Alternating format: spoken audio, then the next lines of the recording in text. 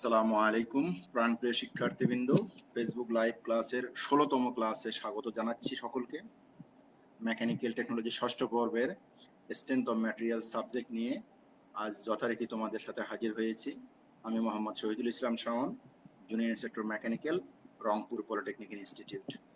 আজকে তোমাদের সাথে 14তম চ্যাপ্টার নিয়ে কথা বলার কথা ছিল, বাট 14তম অধ্যায়ে যেটা আছে সেটা হলো মেকানিক্যাল প্রপার্টিজ অফ মেটালস।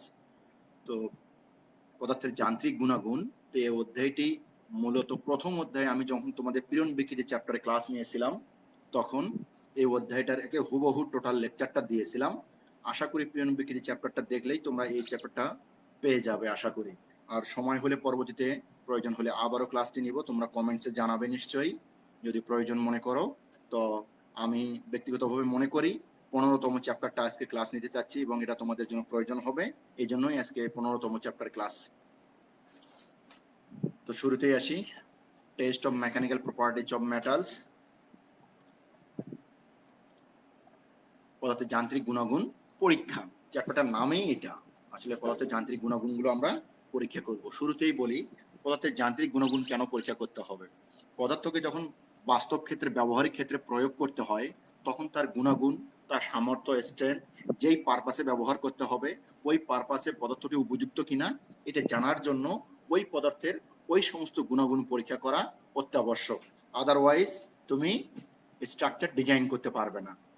তো সেজন্যই পরীক্ষা করা হয়। এখানে দেখো বিম, কলাম, মেশিনের অংশ ইত্যাদি কার্যক্ষেত্রে এদের প্রয়োজনীয় গুণাগুণ বজায় রাখতে পারে কিনা তা জানার জন্য এবং বিভিন্ন পদার্থের ভিন্ন ভিন্ন গুণাগুণ জানার জন্য পরীক্ষা নিরীক্ষার প্রয়োজন হয়।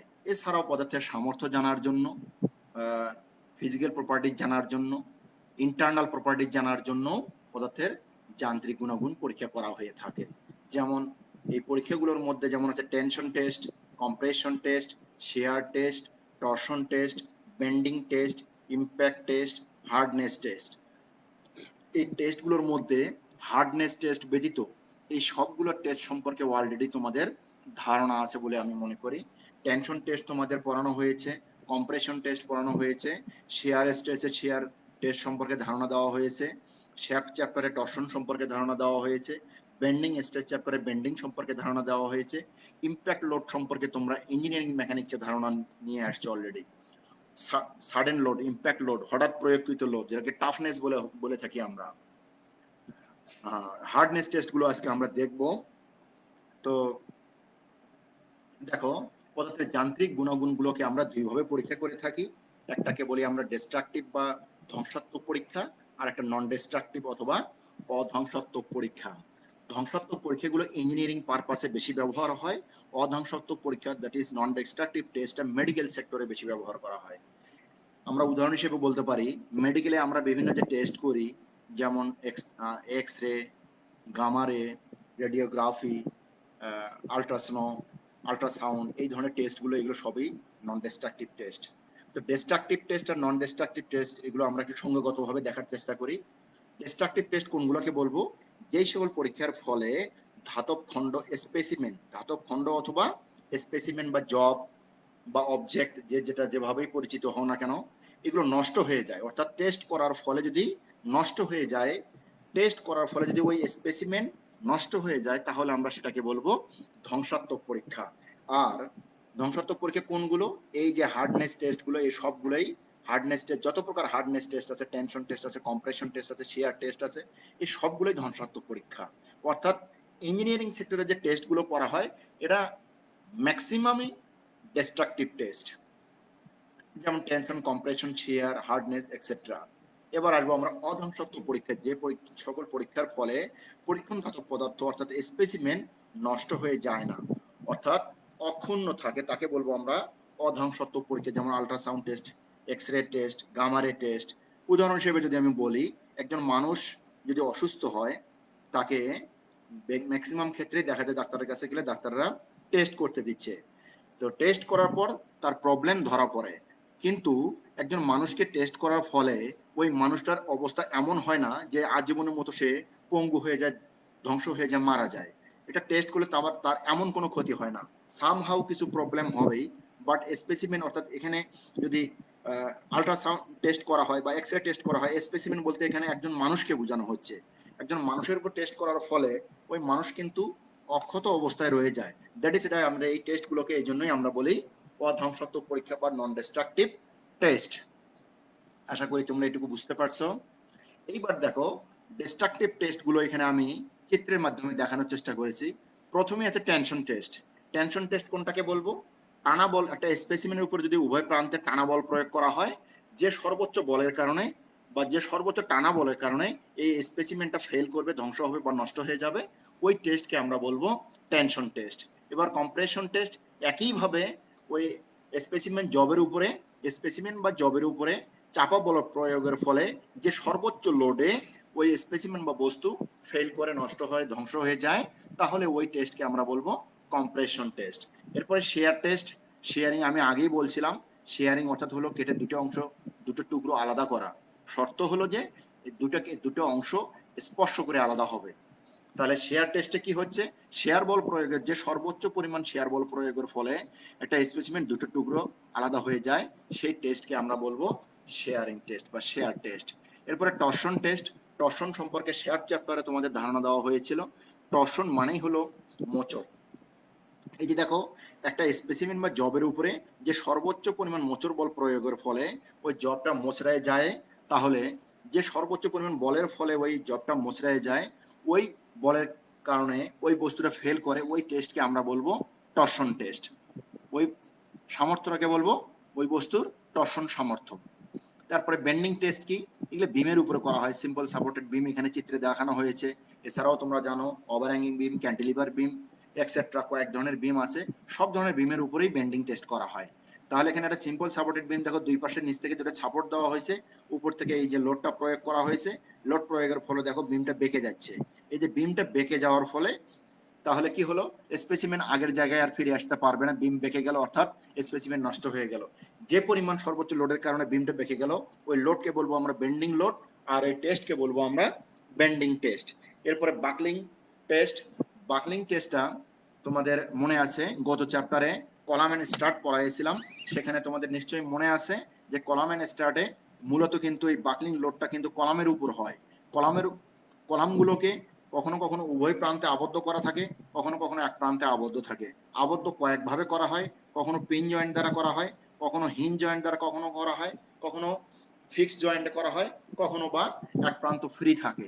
যে যাই হোক না কেন, এক প্রান্তে আবদ্ধ এক প্রান্তে মুক্ত, উভয় প্রান্ত আবদ্ধ, হোক সেটা পিন জয়েন্ট, হোক সেটা ফিক্স জয়েন্ট বা হিন জয়েন্ট, যে জয়েন্টের কারণে হোক না কেন, এই লোড প্রয়োগের ফলে এই বিম, সরি, এই কলামটা যখন বেঁকে যাবে, যে সর্বোচ্চ লোডের কারণে কলামটা বেঁকে যায়, ওই লোডটাকে বলে আমরা buckling load, crippling load, maximum load, ultimate load, সর্বোচ্চ লোড, যে যেভাবে এটাকে সংজ্ঞায়িত করো না কেন, একই কথা।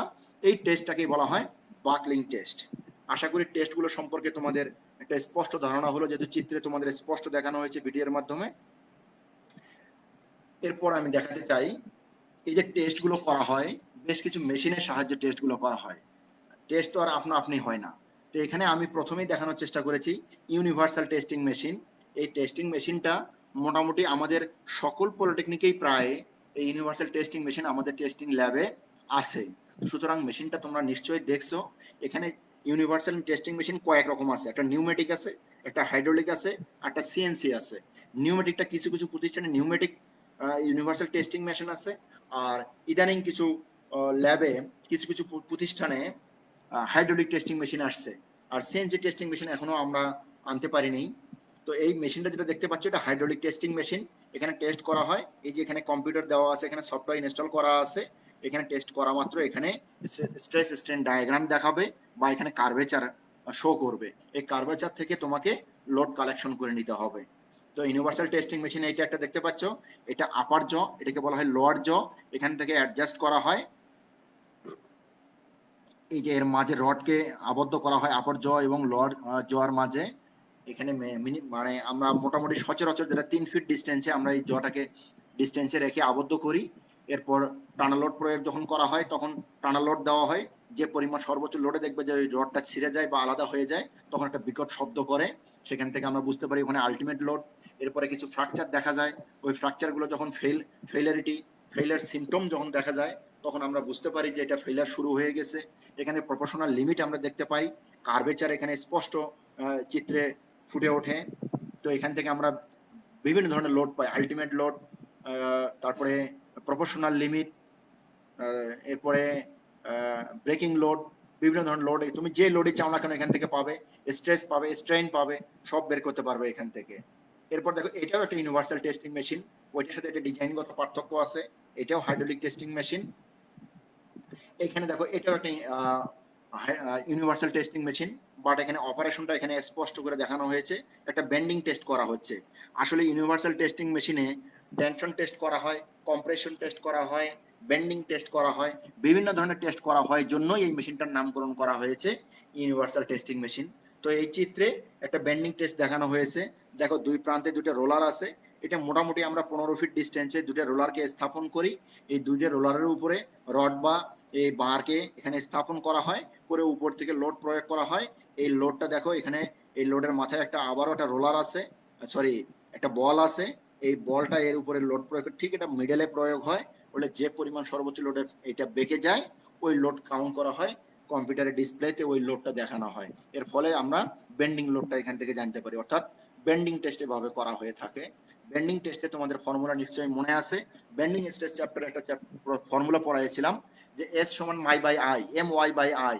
ওখানে এসটা ছিল হলো bending stress S B, bending stress S, M Y by I, bending moment M, ওয়াইটা ছিল সেন্ট্রাল অ্যাক্সিস থেকে নিউট্রাল অ্যাক্সিস থেকে ডিস্টেন্স, আর আই ছিল মোমেন্ট অফ ইনার্শিয়া।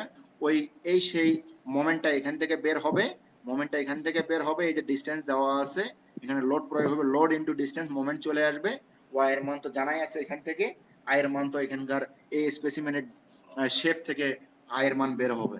দেন ওই ফর্মুলা ফেলে দিলেই বেন্ডিং স্ট্রেস কত এটা বের হয়ে আসবে, ultimate bending stress, proportional bending stress, design bending stress সব এখান থেকে পাওয়া যাবে। এরপর লক্ষ্য করো এখানে রকওয়েল হার্ডনেস টেস্টিং মেশিন দেখানো হয়েছে। রকওয়েল হার্ডনেস টেস্টিং মেশিনও আমাদের ল্যাবে আছে। এটা মূলত কম্প্রেশন টেস্ট করা হয়, মূলত বিভিন্ন ধরনের ব্লক যেমন আরসিসি ব্লক কিংবা ইট, ব্রিক্স, এই ধরনের টেস্টগুলো করা হয়ে থাকে এখানে, কম্প্রেশন টেস্ট হয় মূলত এখানে। তো এই হলো রকেল হার্ডনেস টেস্টিং মেশিন, এই টেস্টিং মেশিনের ক্যালকুলেশন আমরা দেখাবো। এরপরে দেখো Brinell hardness testing machine, Brinell hardness testing Rockwell hardness testing মেশিনের প্রিন্সিপাল প্রায় কাছাকাছি এবং ফর্মুলা একই, ফর্মুলা একই। এই সেই ফর্মুলা ব্রিনেল এবং রকেল হার্ডনেস টেস্টিং মেশিনের ফর্মুলা, আমরা ফর্মুলাটা একটু বোঝার চেষ্টা করি। ব্রিনেল হার্ডনেস নাম্বার, ব্রিনেলের বি, হার্ডনেসের এইচ, নাম্বারের N, Brinell hardness number BHN equals to প্রযুক্ত বল অর্থাৎ applied force P divided by সাপের তলের ক্ষেত্রফল, অর্থাৎ স্পেসিমেন যতটুকু কন্টাক্ট পাবে ওই কন্টাক্ট এরিয়াটাকে বলতেছি আমরা সাপের তলের ক্ষেত্রফল।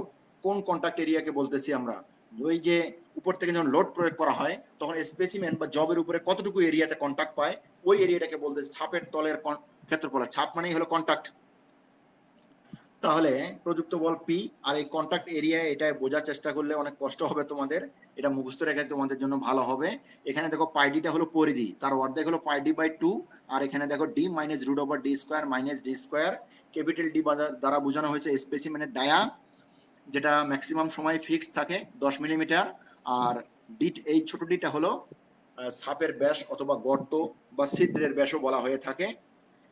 আর পিটা হলো প্রযুক্ত বল, যদি স্টিল হয়ে থাকে স্টিলের জন্য প্রযুক্ত বল 3000 কেজি ফিক্সড করে দেওয়া, আদার্স ম্যাটেরিয়ালের জন্য টেবিল থেকেও নিতে পারো, অথবা তোমার স্পেসিমেন বা টেস্টের সময় তুমি দেখতে পাবে কত লোড প্রয়োগ করা হচ্ছে।